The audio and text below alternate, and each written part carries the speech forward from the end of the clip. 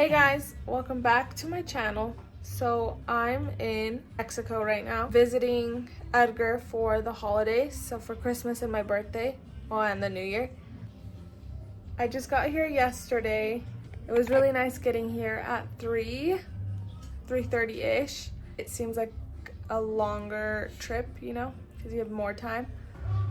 So now that I'm here with Edgar, because I've been begging him to make the video, you know, because I feel like we just kind of left the last video high and dry, and I wanted to explain what we're doing and everything. So I guess we'll walk you through the process of everything that we've done and why we're here now, I guess. Basically, we had a lawyer in 2021. He was like, you just need to leave for like 2 years. Like, he immediately like gave up and was like, you just gotta go. So obviously we're just married and I didn't want Edgar to leave. Like, both of us did not want him to have to leave. So we were like looking around for different lawyers, and this lady, her name is MARI Alvarado TSOSIE or Susie, whatever the hell. I'll put her name in the description so you guys can never go to her because she's the worst. So she was recommended to Edgar's brother. So we hire her on and she's like, he's not gonna have to leave, I'm gonna fill out his paperwork, da-da-da. So we're like, okay, great. Well, Edgar signs the contract. Then, like, throughout the years from 2021 to 2023, we had gotten multiple letters from DHS saying like he needs to leave, like submit an itinerary, and we were like, what the hell? Like, you know, we have a lawyer who's like saying she's filing all this paperwork, what's going on? Letter that we would get, she would be like, oh, this is what we're gonna do and I'm gonna do it. So we'd be like, okay. And like, it really seemed like she was gonna do it because she'd have us come in, we'd like fill out paperwork, and she would like sign and date it, da-da-da. So then 2023 is when it gets kind of worse. Not kind of, it got worse. They send a letter in like March 2023 or February 2023, and they say, hey, he needs to submit an itinerary by March 7th. So 5 days after his birthday that he's leaving. So we were like, what the hell's going on? So I like try contacting her, she doesn't answer. Her paralegals or assistants, I bet you they don't have an education, because they don't seem like the kind of people to have an education in that. So I like tried calling them and I'm like, hey, what the hell's going on? You know, like, we're getting this letter, you guys aren't reaching out to us, da-da-da-da-da.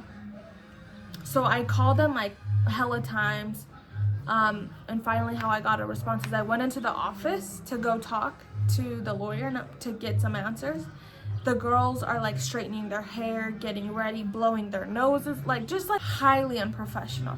So I'm like, okay, where's the lawyer? Because, you know, he's supposed to report in 3 days and we have not heard from her at all. And they're like, okay, well, like, try and get the paperwork, we'll try and reach out to her, we're reaching out to her, da-da-da. So I'm like, reach out to them every day. Yeah, so we had reached out to them every day the week leading up. Like, we were reaching out. like months before, we would reach out every day saying, hey, do we need to come in, file the paperwork? And they just kind of like blew us off. So the week leading up to it, I was getting really pissed because I'm like, I can't lose my husband.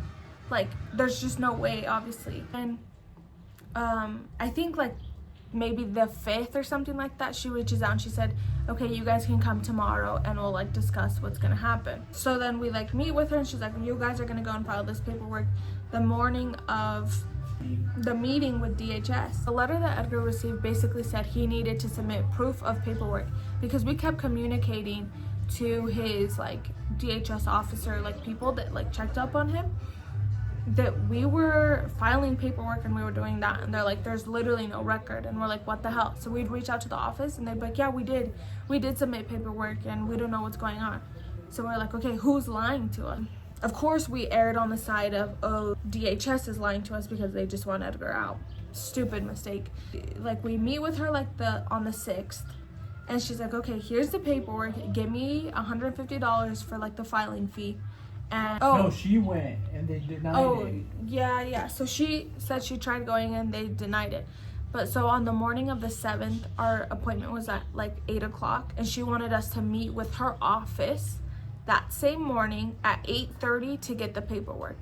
And I was like, what do you mean at 8:30? She's like, that's when we open. And I'm like, okay, but the meeting with DHS is at 8 in the morning.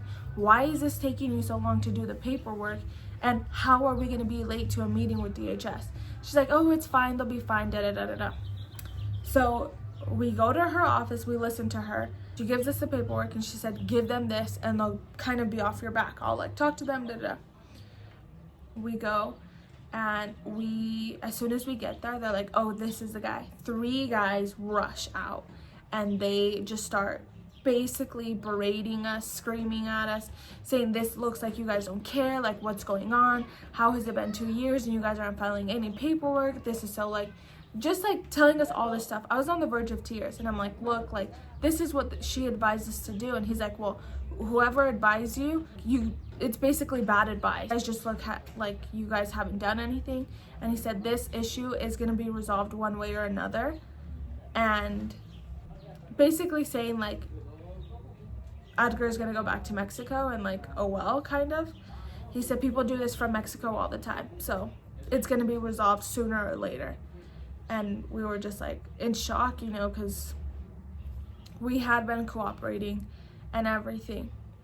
So then we like tried to file the paperwork and they said, we don't accept it here, you guys need to go to Salt Lake and file it there. So we're like, okay, like we'll go and file it. And he's like, but you need to file it right now. So we rush up to Salt Lake. We're like scared and we're like, okay. And I remember Edgar and I were like, finally, like we're going to be able to submit paperwork and they're going to be able to see, you know, like we are cooperative. We get to Salt Lake, we file the paperwork. And I remember telling Edgar like, oh, just can you believe like we're going to be walking down this same pathway when you become a citizen. And then so then I get a text from the DHS officer saying that my paperwork had been denied and that he needed to leave in like August 31st. What day was it that we received that? Like in July. Like 2 weeks after. 2 weeks? So no, we didn't even know anything until he gets a text, another text through like this app that they use, saying he needs to leave in 2 weeks. And we're like, what the hell? They're like, yeah, he was denied. Your lawyer should have gotten a letter of the denial. So I of course called the lawyer and they never answered, like multiple times. They claimed that they never got anything. And so the last resort, I would go to their office every time because they never answered the phone once. So I went to their office and they said, we never received that, it got denied. And I was like, well, the officer told me that it was denied and that I need to leave this day. And they were like, okay, let's plan she scheduled a meeting with us. Oh yeah, like 2 weeks before. 2 weeks before his departure date. And so we were like, okay, so we'll wait for the meeting. And we were stressed to the max. Like there's no higher stress than we were going through at that time. We get to the scheduled meeting date and her assistant is like, she's stuck in court and she can't make it to our meeting, we'll meet tomorrow. And I was like, okay, like that's understandable, I guess, you know. So the next day comes and they're like, she is not available, but she'll be available. Basically the same excuse that she was in court and that she would contact me later that day, because we were stressed out. We were trying to figure out what was going on and what she had, what information she had. So I told Edgar, let's have a record that we're asking for the money back. So as he emailed her, he gets a response back saying, Edgar, I realized you haven't paid me for my work with ICE. You only paid me for my paperwork that I filed, so you need to pay that. Basically saying she's not going to help us anymore until we pay her. Obviously, she hasn't done anything. So I was like, hell no, we're not going to pay her. She's like out of her mind. Mind you, she was paid off. We had paid her $6,500, like done. I call immigration lawyers. Everyone was basically like... This was like 2 weeks, so she basically... No, this was like a week before. We felt like abandoned. Mm-hmm. We felt like abandoned, like we were ducks in open water, shark infested water, crocodile infested water, whatever you want to say. Like we were just like what are we gonna do now? Like basically we were abandoned.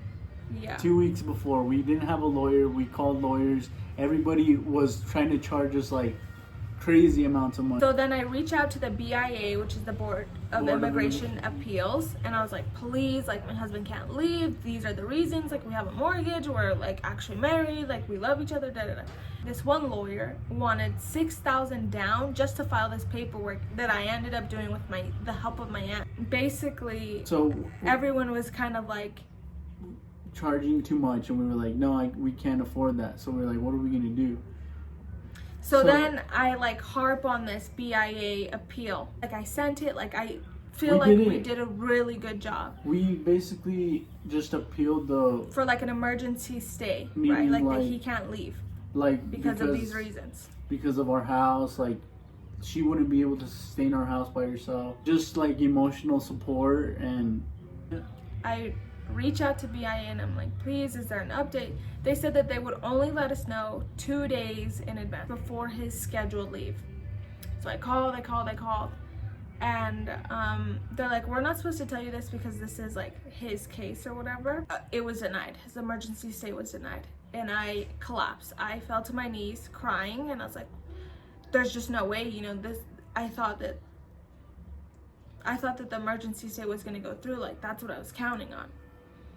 And I'm like, is there anything else we can do? And they're like, you can file an appeal, but like, kind of like whatever. And so I called the DHS officer after that, and I'm like bawling my eyes off, and I'm like, please, is there any way you can reconsider? Like, we have a house, we're married, like, please, like, these are all the reasons. Mexico's dangerous, da da da. And they're like, okay, like, we're gonna look into it. So I wait online for 30 minutes. Okay, mind you, Edgar and I both had COVID too, so we were both feeling really bad. So we were both sick. So I'm like making like albondigas, like, so we can like feel better. And so he's like, hey, like, are you still on the line? Like 30 minutes later, and I'm like, yes, like, I'm here. Like, what, you know, like, what news or whatever. And they were like, yeah, we basically can't do anything. Like, we agree, the judge agrees, like, everyone agrees, like, he has to leave. And I was bawling my eyes off, and I was like, please don't make me, like, basically begging them, like, to not make Edgar leave. And they're like, at this point, there's nothing we can do.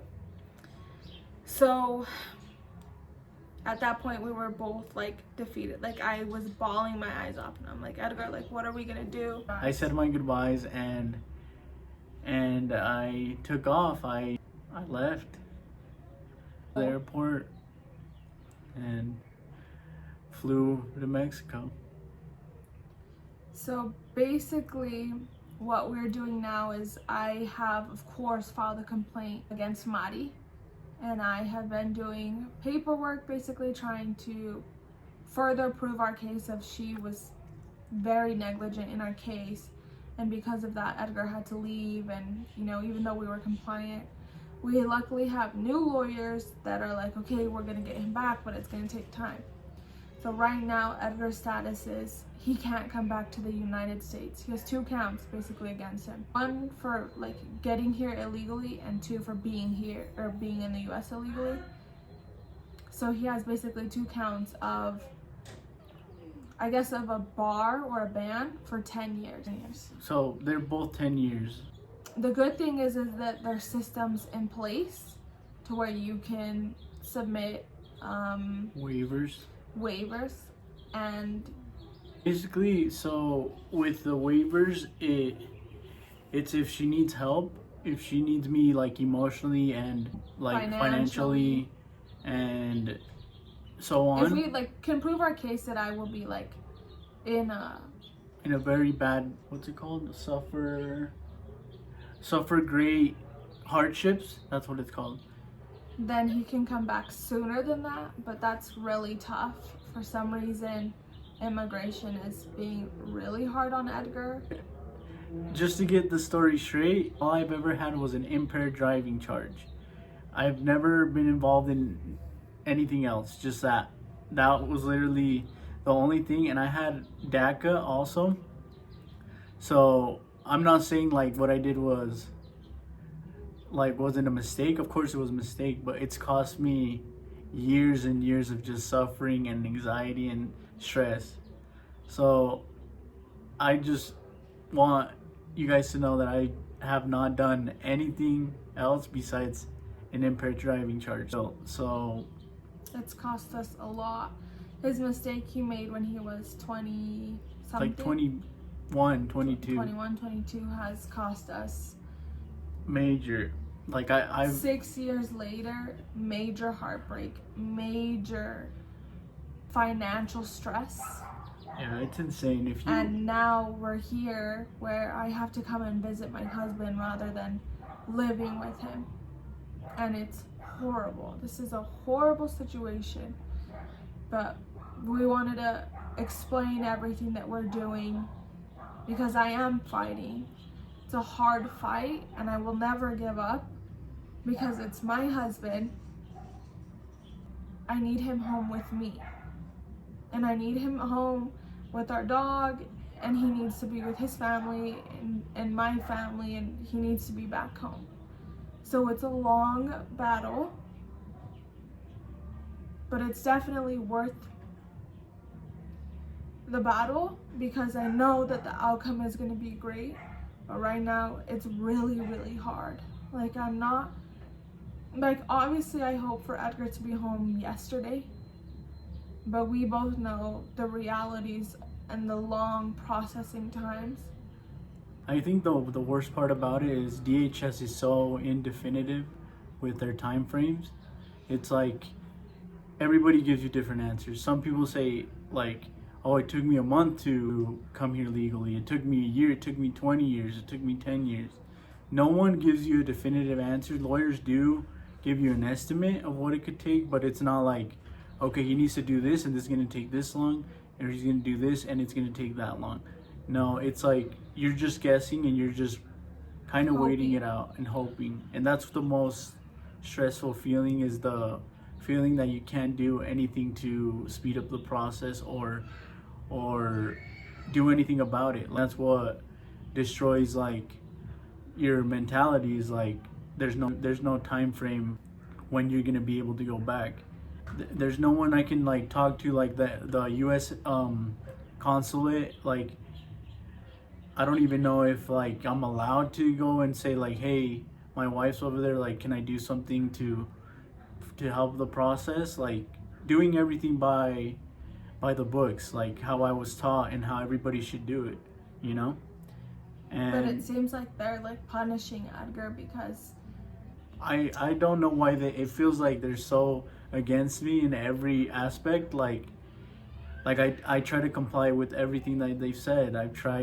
We've paid thousands of dollars in lawyers and just doing everything by the books. And I would talk to them, like I messaged them and would tell them like, hey, I got check in every day when I was supposed to, and they would be like, hey, you need to come here this day, and I was like, okay, I'll talk to my attorney about it. I never once hid from them or told them like, hey, I don't want, like I would always ask them questions because like obviously this is brand new to both of us and we didn't know what we were getting into, obviously.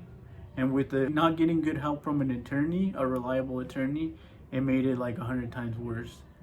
So it's just a crazy hard experience to go through. But I know we'll be forever grateful for the outcome, even though it may seem like we get bad news every other month and it still hasn't stopped. And we just want one little glimpse of hope to just be like, okay, finally something positive.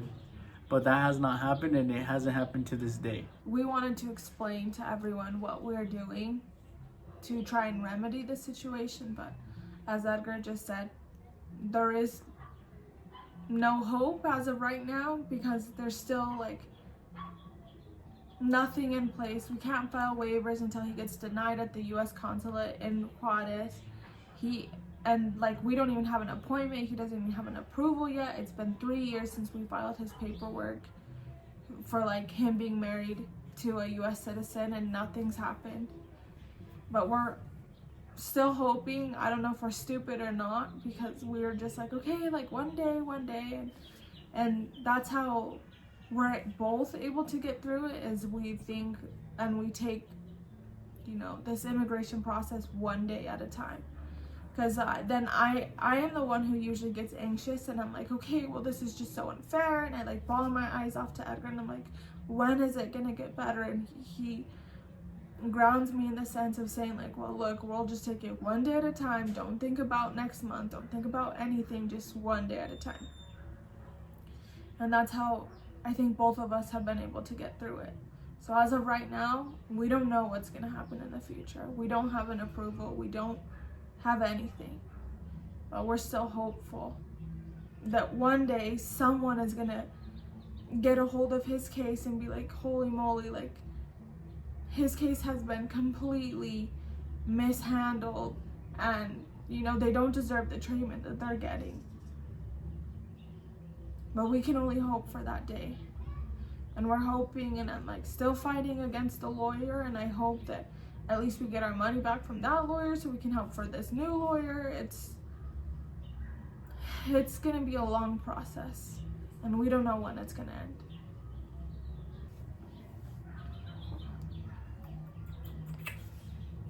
Anyways, thank you for watching this video, and I hope it gives more clarity on where we're at. And if you're going through this, we definitely feel for you. And reach out to us. I want to hear like your guys' stories too, because mine can't be the only one that's this heartbreaking and hard. I want to hear other people's experiences too. That would be amazing. So thank you for watching this video, and we'll see you on the next one. Rewind. So I basically stop.